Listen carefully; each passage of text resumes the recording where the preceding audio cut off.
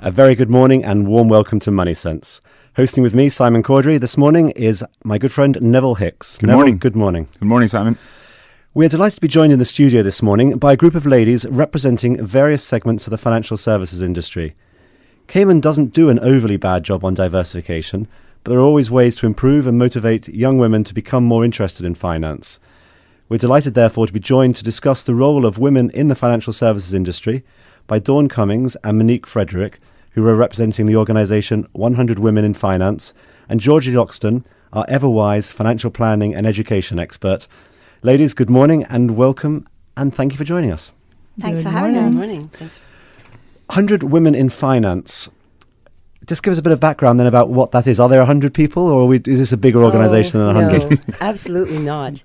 The organization was started in 2001 by 3 women in New York City who were just looking to find a collaborative way to network and expand their relationships and leverage off of their relationships. The Cayman chapter of 100 Women in Finance began as a brainchild, I think, of Joe Cunningham, Nicholas Stradling, Christina Bodden from Maples, and Odette Sampson, and Cindy Hislop from Deloitte. And really for them, by early 2013, they launched the organization here. We are well over 600 members now here in Cayman. Wow, that's great. I think well over 15,000 on a global scale. Yeah. Very nice. And definitely not 100. is there any possibility of changing the name then? 100? Why the 100 in the first instance? Do you know the reason for that? No, I feel as though there was a connection with 85 Broad Street because the 3 women were Goldman Sachs, and that was the address. Yeah. Think, and I don't want to know if I should say this really out loud, but it was originally, I think, 85 Broads from 85 Broad Street, and became 100 Women in Hedge Funds. And in the last year and a half, we rebranded as 100 Women in Finance, largely because the financial services industry is not just hedge funds. There are banks and lawyers and lots of touch points across the industry. So I think this was really to just expand our reach. And how does somebody? Is it only open to women, or what's the membership rules? The membership, you do have to be a woman to be a member, but we also allow men to be friends of the organization, so you can log on. Obviously, for sponsorship purposes, we have 3 pillars that we operate under, being peer engagement, education, and mentoring of our women. The educational sessions, we host at least 3 a year here in Cayman, sometimes 4 or 5. It's really meant to help our women to grow, learn more about financial services across, not just specific to what we do, but across the industry. And then our philanthropic arm, we have 3 themes that we go through. I think we've actually added a 4th this year. Also mentoring, education, and women and family health. And what do you find what's the membership of your organisation here? Is it made up of people predominantly in the hedge fund, the fund administration, what the accounting? What do you find your membership as being? It's very diverse, actually. We started off, I think, it's obviously a law firm and an audit firm that sort of pioneered the launch. But we have women in audit, in legal practitioners, we have directors, we have fund administrators, bankers, investment managers, investment managers, absolutely, and financial planners, as Georgie. All represented. We are well represented and trying to expand that as well. And how does someone find out more about the organisation other than just listening to this radio show? Websites and other details are available where then? We, if you Google 100 Women in Finance, you'll find us. Okay. Yeah. And what does it take to become a member? Is there a vetting process, or just an annual fee, or there's an annual fee, and you do tend to there's a whole questionnaire online for you to complete to say where you fit in the space. Okay. Yeah. So let's go back to first principles. What's the founding reason, if you like, as to why 100 Women in Finance exists as an organisation? In other words, someone must have identified there being a problem and thought this is a useful organisation to have, this is a useful group of people to get together. So describe what the problem is you see in the industry and that you're looking to actually improve or solve. Well, I think it gives women a platform for empowerment in their careers, for advancing their careers, for mentoring one another to grow in financial services industry. There is the stereotypical old boys network of guys getting together to play golf or to go out and have a beer, and we don't necessarily fit in that sphere. So for us, it's a way for us to get together, network, and learn more about industry in general, leverage off of our connections and not necessarily having to go to the men in our industry for that, and to, just be able to network better. And you mentioned something there. You said mentoring other people in the industry, and personally, I think that helping people through that mentoring process can be an invaluable tool to get people to think creatively about where their career can go and things like that. So what do you do in that particular area? 100 Women in Finance have sponsored, started an initiative, I think, about 2 years ago called Next Gen. 100 Women in Finance tend to be senior practitioners in their field. Looking, as you advance in your career, you look behind and try to bring somebody else up behind you. So these are more also professional women, but maybe not senior level management, that you want to mentor and help to encourage to stay in financial services.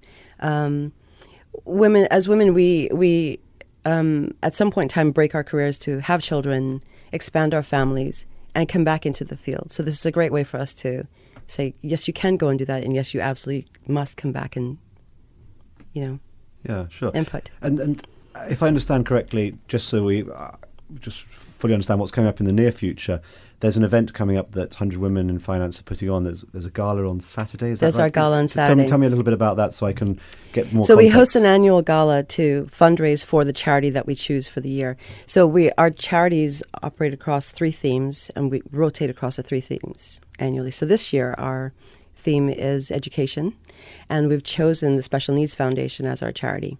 The Special Needs Foundation here in Cayman, you mean? Special Needs, yes. All of our charitable events or fundraising events here in Cayman are for Cayman charities.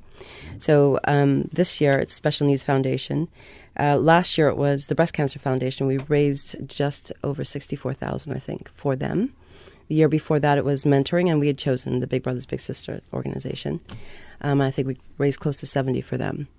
And so it's a beach party. It's a lot of fun. You come out, you dance. We alleviate you of $25 for raffle tickets. It's a fairly hefty ticket to get in, but it's open bar, and so $25 is an addition to the entry fee to get in. Oh, absolutely! The $25 is a raffle ticket you buy as you get in, and that's that's an obligatory purchase, is it? Absolutely, no choice. It's for a charity. Why wouldn't you? And so, to clarify, both men and women are invited to this Oh, party. absolutely, Okay. absolutely. You can't dance alone. You've got to have partners. Simon will be there. Simon will be We can there. dance alone, can't we? We very do a good at great that. job of it. I'm a little bit worried as an approaching middle-aged Englishman that I can't dance anyway. But that's a Oh, whole but different nobody conversation. sees. You just have fun. Jump up. Yeah. Neville's a whole different kettle of fish. I'll be there. And so that's this Saturday. That's If this someone Saturday. wanted to go along, how do they register? Online Okay. at 100womeninfinance.org. You can buy tickets online, and otherwise reach out to any one of us, and we can. And did get I you hear tickets. correctly? There's a theme this year, Yes, it is Bond, as in James Bond. as in James Oh, I Bond. just always wanted to say that. Bond, James Bond, darling. Bond. So people have to dress up in Bond theme, or is that? Oh, you don't have to, but it's so much more fun that way.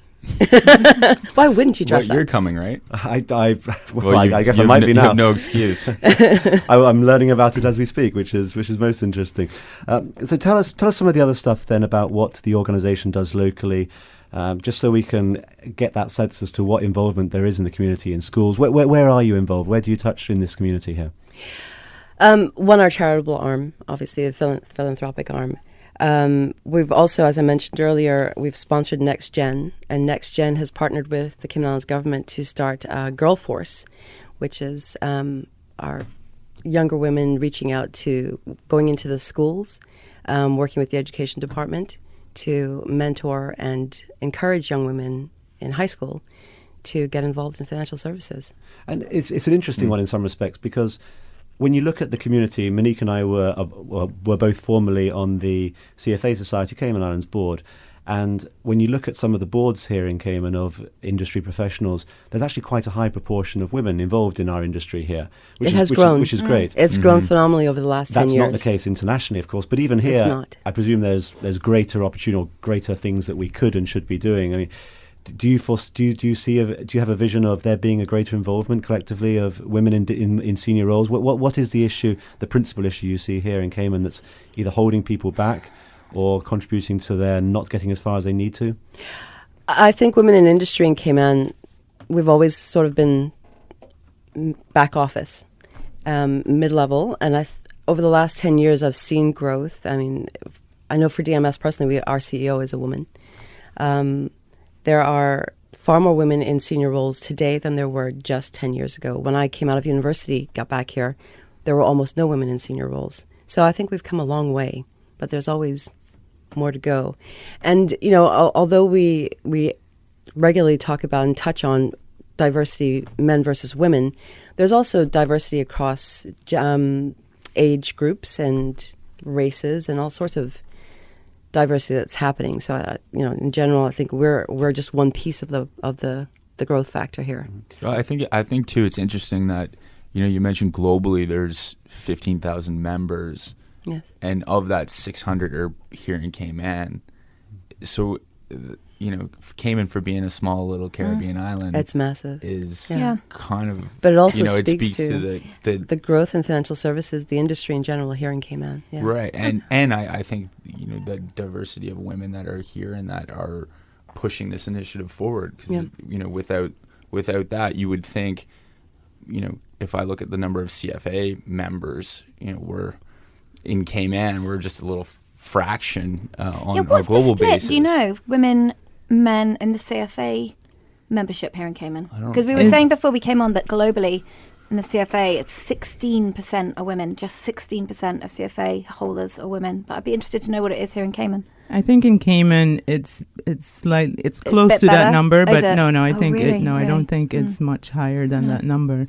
I think you know, Simon and Neville raised a good point. Cayman is in a unique position in the fact that because of the fact that it's a financial center, and you know, and hedge funds play a significant role. You know, we are in a better position, and you have greater representation in terms of just having females in the industry.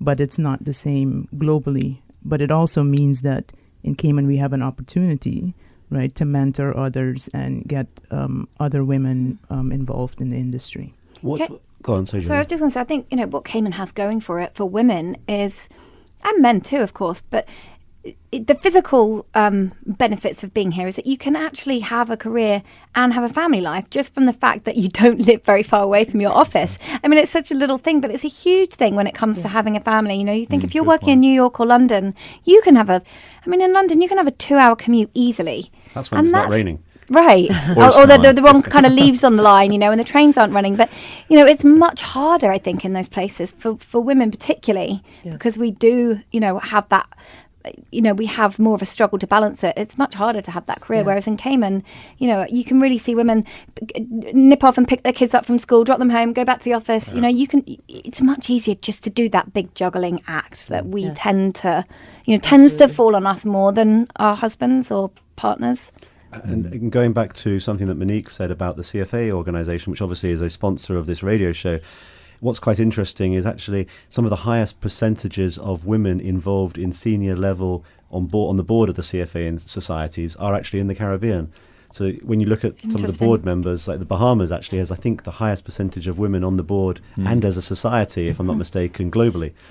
And sometimes you don't think of the Caribbean as perhaps being as liberal and as advanced in diversity issues as perhaps so it is surprising in that respect that would be existing. I don't know why that is, but it's a positive thing, certainly that it is, though, isn't it? Yes, no, it definitely is, and I think that's why we in the Caribbean have a responsibility to you know, to speak to the younger generation and get them involved, because you must have the discussion, right? You need awareness and about the issues and trying to get girls you know, more interested in the industry. And at least in the Caribbean, you have role models that you can look up to.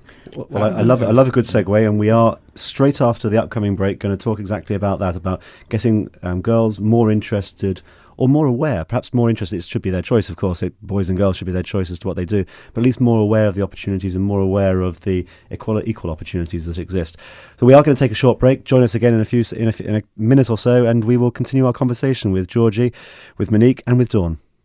This is Money Sense, bringing an informed financial perspective to the Cayman community. Brought to you by the CFA Society Cayman Islands and sponsored by One Trade X. And now, more Money Sense.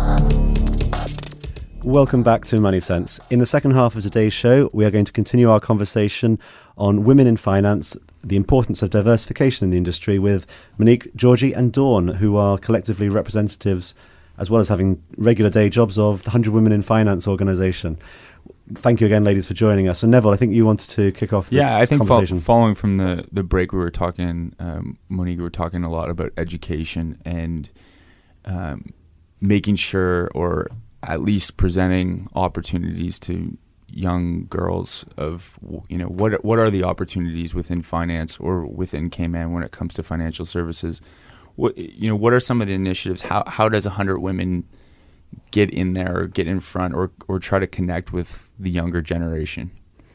I think obviously Dawn previously mentioned one of the ways, which was Girl Force, but just individually, all of the members of 100 Women in Finance, and even if they're not, as females in the industry, I think we, and especially in Cayman as well, you have to take a step back to see, okay, why are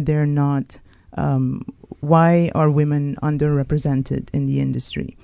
And, research shows that, okay, so career decisions are made at the university level, right? And 57% of college graduates are female. Mm-hmm. But then when you look at the percentage of women that, for instance, are CFA charter holders, that's below 18%. And so why is that? So one reason is because the industry has a relatively bad reputation. If you speak to all of us that are in the industry, we may not think so, but if you speak to persons that are not in the industry, they see it as, the reputation is unethical, male-dominated, focused primarily on profit maximization. So we have a job in terms of educating others, and that's where being the role model comes in, because if you know someone, or if a child knows someone that's in the industry, they would be more inclined to at least find out about it. On top of that, while the decision is made at the university level, you have to go all the way back to primary school, because finance requires, a background in math. And so you have to go back to primary school as to why are girls not going into math. And I think that's where, you're starting to see a global trend where there's a lot more focus on STEM subjects. So it starts there. It also starts...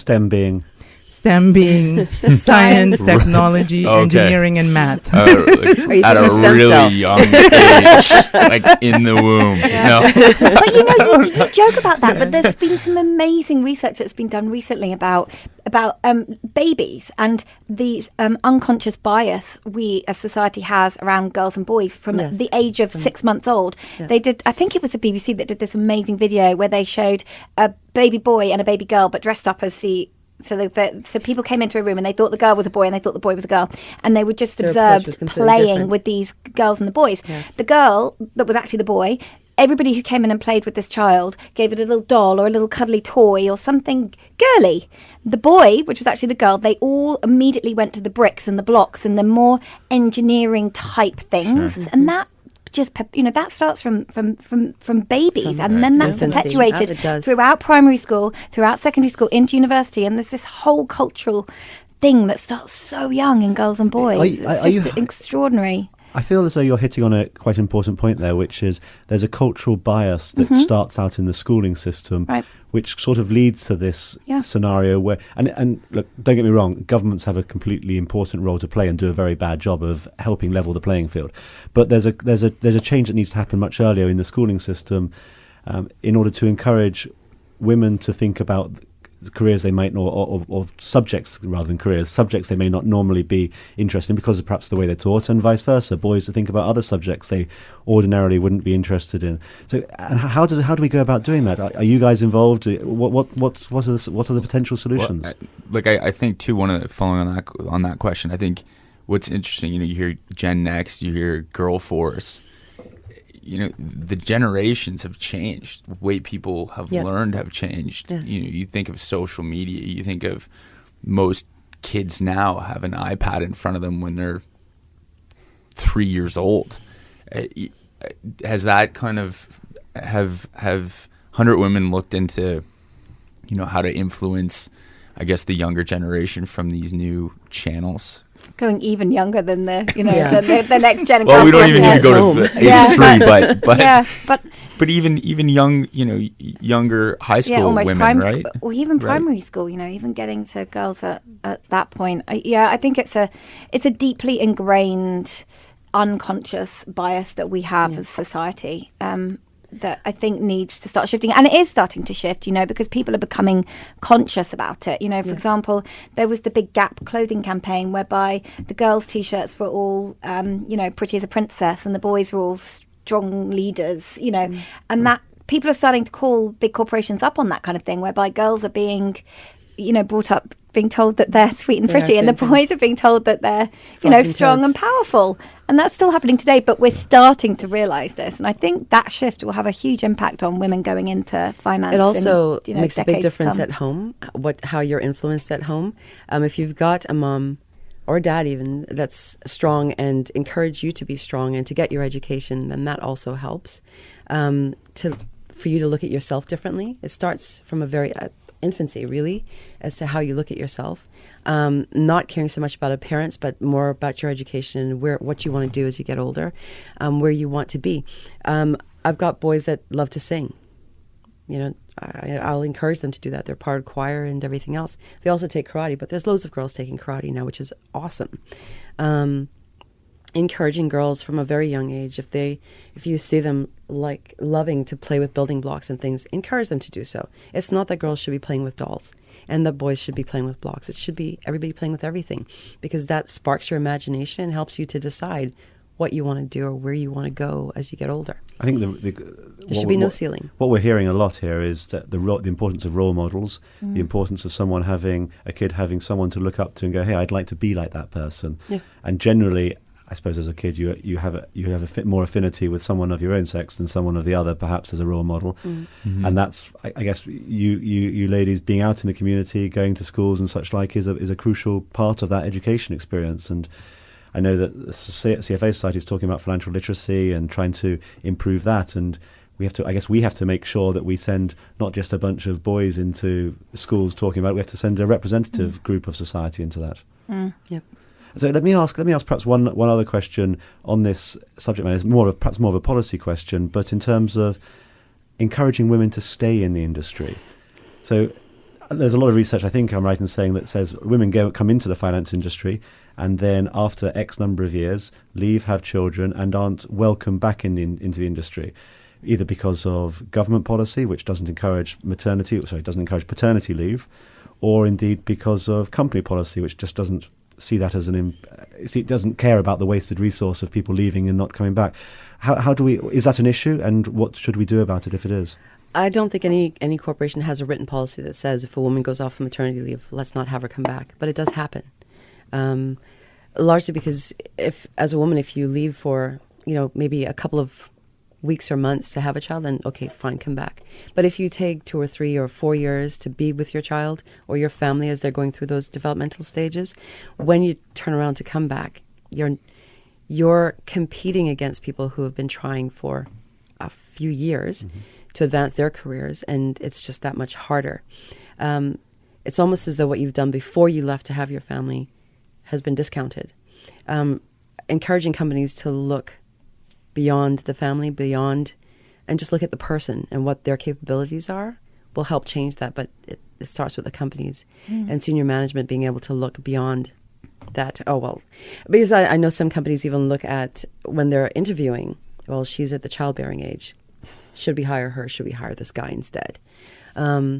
That's changed a bit over the last maybe 20 years here in Cayman, but it's taken a while. Well, I can give you and it still does happen. And I can give you a personal perspective, which is we were looking to hire somebody, and it was a lady, and I went to the insurance company and said, okay, we need to get insurance for this person. She said, well, because you're hiring a woman in her 30s, everyone's insurance is going to go up. Well, when did it become discriminatory? That's a discriminatory position, Absolutely. frankly. Wow. Absolutely. And that's ridiculous. that motivates me potentially. Hopefully it won't, and let's say it doesn't. But it could conceptually motivate me to not hire a woman because it's going to cost me personally more for my health insurance as a result of hiring a woman.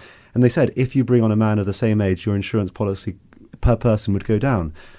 I sent a message to my colleague and said, when was discrimination allowed in this country? And and it happens every single day. Yeah, it does. That's insane. And it's not just here. And when you think about the insurance companies, and there's only a few insurance companies online, so they know who they are. And But I think you touched on something really driving important, those types which is of policy. the paternity leave. You know, that has to, once that men start taking time off to look after the children, you know, I can't see that it's ever going to reach equality there in terms of, you know, as many men. But once we start seeing more men taking time off to have children, I think that really will start helping women. In Scandinavia, it happens all the time. Yeah, right, and that doesn't seem, it doesn't seem to be happening here. It hasn't happened too here. often, It doesn't. No, it Well, I doesn't. think That's a just lot my of own firms don't have any experience. paternity leave here. I don't think they even offer it. I think there's a week, I believe. Is it a week? A week. Yeah. A week. Okay. It's Right. perfect length of time to bond. And that's Yes. really recent as well. There you go. Yeah. Have a week with your child. That's about the Get to average know length your of my kid. relationship. You So have a week.